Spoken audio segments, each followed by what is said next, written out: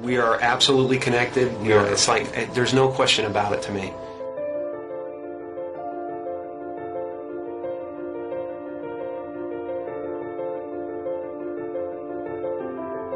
There's no separation. That's been physically proven by science.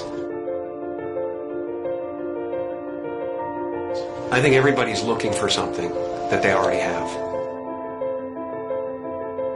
I think the reason that we don't notice it is because we are so distracted by the human levels of our experience. Because you might not actually be what you think you are. The fact that we're already enlightened, we're already complete, and it's just realizing that you're complete. So everything we do to each other, or everything we see in each other, is us seeing ourselves. And yet the one thing that remains is this feeling of existence. I'm not a human being that has consciousness. I'm consciousness that is shaped into a human being.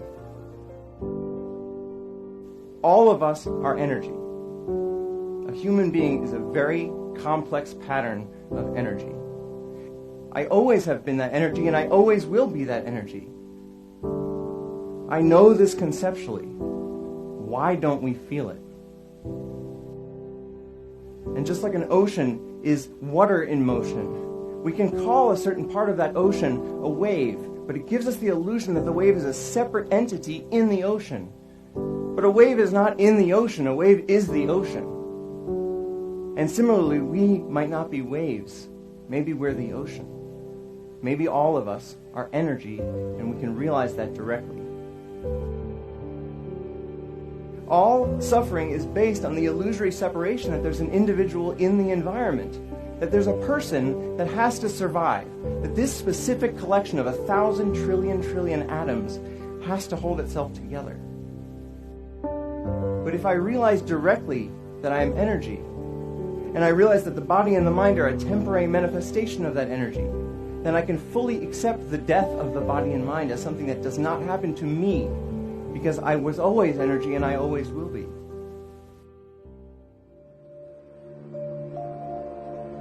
Ego tries to convince us we need to get something, this immortality, that we already possess. Ego is the voice in your head that says you're not as good as that other person. Maybe you need to do something else to make yourself better, to add to yourself. You know, and that's what it constantly is doing. It's trying to keep you from being you and me right now, loving this and loving this life.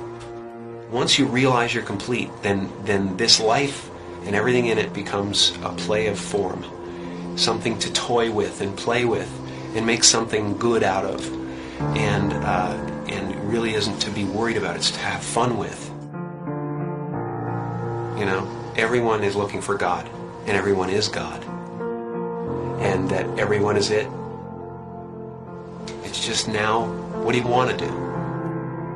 And once you realize that, then there's nothing you need. It's just play. You know, nothing you do is going to add anything to you. Right. And nothing you do is going to take anything away from you. So there really is nothing to do except play. And so the only moment that mattered to us was right now.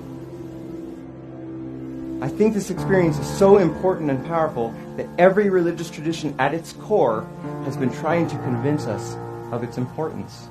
And if it's true, if the true end of all human psychological suffering is actually possible, it is the most important thing science could be studying. Maybe it's possible that within our lifetimes we could actually eradicate human suffering. And what would the world look like then if every single one of us felt complete, felt whole, and felt interconnected? When you let go of individual survival, all of your priorities change because you actually see the entire world as your body. You see the suffering of others as your own suffering, and you want to help. Maybe the one thing that keeps us from actually solving all of the other problems in the world is this persistent, flawed thought that we are separate from the world. And maybe it's time we change our minds.